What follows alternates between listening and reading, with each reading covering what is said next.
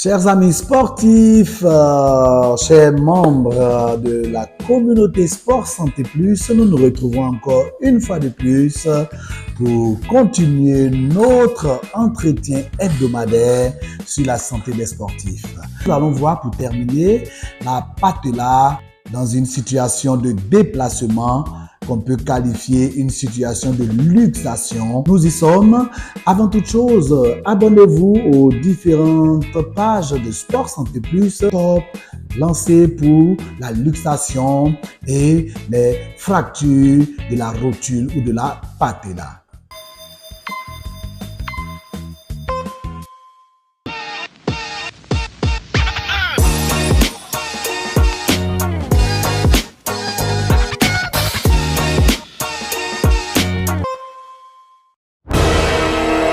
Heureusement, la luxation est une atteinte traumatique qui est qualifiée d'une dislocation d'une articulation qui va être principalement caractérisée par une perte totale de contact entre les deux os qui sont en articulation. Là, on parle d'une luxation totale, mais il peut également aussi s'agir de dislocation de façon partielle.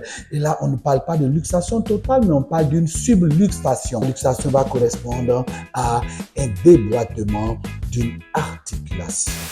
La luxation de la rotule va donner lieu à constater malheureusement que cette rotule va sortir comme de ces rails sur lesquels il coulissait lors de ces différentes sollicitations de l'articulation. 2/3 des luxations rotuliennes surviennent lors de la pratique de l'activité physique et sportive. Dans la population, la répartition de ces luxations rotuliennes nous donne de savoir que les adolescents et la jante féminine sont beaucoup plus exposés. Cela peut s'expliquer, comme nous l'avons dit déjà dans le chapitre sur le syndrome fémoro-patellaire qui a précédé celui-ci.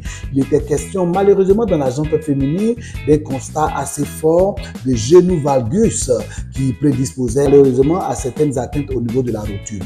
Comprendre que ces luxations sont beaucoup plus grandes également au niveau de l'adolescence fait comprendre de la pratique sportive intensive qu'il y a au niveau de cet âge, mais également aussi de ces laxicités ligamentaires qui existent au niveau des articulations des personnes entre cette tranche d'âge de l'adolescence. C'est constaté que 50% des luxations de la rotule sont récidivantes dans les mois, dans les semaines et dans les années qui suivent. La circonstance précise qui va entraîner cette luxation ou cette fracture de la rotule, c'est lorsque le sportif s'en vient à faire une chute directe sur le genou ou malheureusement lorsque il est constaté un choc direct sur cet os sésamoïde dans la pratique de l'activité physique et sportive. Mais cela aussi survient dans la majeure partie des cas dans des activités extrasportives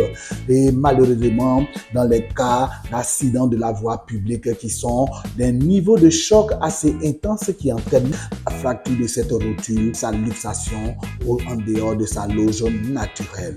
Il est important de pouvoir faire la différenciation entre ces différentes pathologies parce que comme nous l'avons signalé, en termes de diagnostic médical, il est important de faire ce qu'on appelle le diagnostic différentiel. Avoir mal au genou peut être totalement un fourre-tout. Cela peut donner malheureusement à interprétation. Voilà pourquoi il était important que de façon méthodique, nous disséquions les différentes atteintes possibles traumatiques de l'articulation du genou, de telle sorte que l'orientation minimale puisse être faite avant la prise en charge du spécialiste en traumatologie. Les circonstances importantes de survenue de cette luxation, c'est une torsion excessive du genou avec un accompagnement d'une atteinte ligamentaire dans ce genre de cas qui facilite ainsi donc la sortie de la rotule de son rail. Il faut également aussi comprendre que la circonstance de survenue est celle-là qui, dans un mauvais pas, va entraîner un pied comme bloqué et l'articulation du genou va faire un mouvement en avant, entraînant ainsi donc une sortie de la rotule dans cette luxation qui est le plus souvent une luxation vers l'extérieur de l'articulation. Ça va entraîner malheureusement malheureusement un ensemble de signes typiques que nous allons voir. Comme il est souligné que 50% de ces luxations rotuliennes sont récidivantes, lorsque cela devient récurrent, on va ainsi parler donc d'une instabilité articulaire due malheureusement à ces différents cas de récidive et de déplacement hors de sa loge de la patella. Cette luxation rotulienne va s'accompagner d'une vive douleur associée dans la majeure partie des cas à un craquement au niveau de l'articulation du genou, et cela va être aussi constaté avec un affaissement de l'articulation du genou et sinon dans sa face avant, car le déplacement de la rotule va laisser malheureusement un vide qui est constaté et qui est typique et qui permet d'identifier que cette rotule a quitté sa position initiale. Il faut avoir et comprendre des circonstances qui prédisposent à l'atteinte de cette articulation à ce niveau-ci. Ainsi, la laxicité ligamentaire, une rotule qui est positionnée un peu trop haut, qui vont déjà prédisposer à une luxation de l'articulation du genou. Et la manifestation de l'un des signes importants, c'est malheureusement le blocage de l'articulation, car le déplacement de la rotule va entraîner un blocage parce que l'articulation fémoro-patellaire qui était considérée comme une articulation de coulissement permettant la détente et le repliement de l'articulation va entraîner un blocage entre ces deux articulations qui n'arrivent plus à coulisser avec les deux os que constituent l'os de la cuisse, le fémur et l'os du tibia. Le gonflement, une difficulté à se tenir sur ses pieds et malheureusement une vive douleur et une très grande sensibilité croissante vont être également des signes d'alerte qui vont au-delà de ce qui est visible confirmer une luxation rotulienne.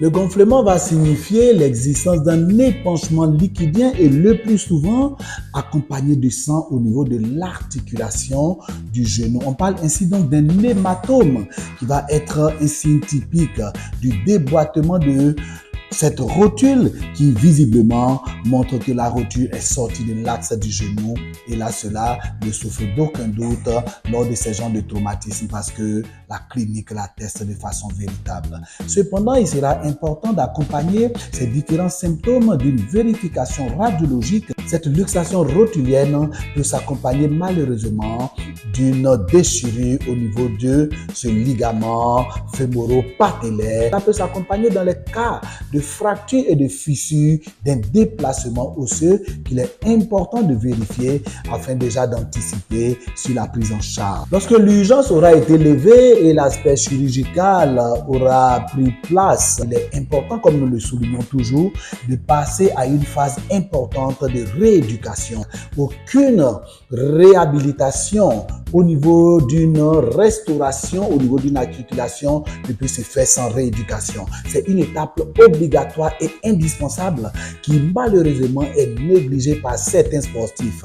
Parce que pour retrouver la véritable amplitude des mouvements et l'efficacité d'exécution des mouvements au niveau d'une articulation ou bien d'une partie quelconque du corps du sportif, après la mise en place des traitements, la rééducation, la réarticulation et l'entrée progressive dans la reprise de l'activité physique sportive sont des éléments essentiels sur lesquels nous insistons parce qu'une mauvaise reprise, une rééducation manquée est malheureusement source d'un traumatisme permanent et malheureusement ces sportifs qui ne passent pas par ces étapes ne peuvent plus revenir à leur meilleur niveau.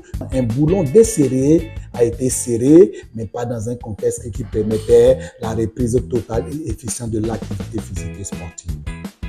Voilà, chers amis sportifs, aimables abonnés des pages Sport Santé Plus, faites-en un maximum de diffusion de cette vidéo et faites-vous aussi les avocats de cette chaîne en termes d'encouragement de tous ces sportifs qui ont besoin de ces informations importantes pour pouvoir améliorer leur pratique sportive. Nous avons été heureux de vous voir. À bientôt.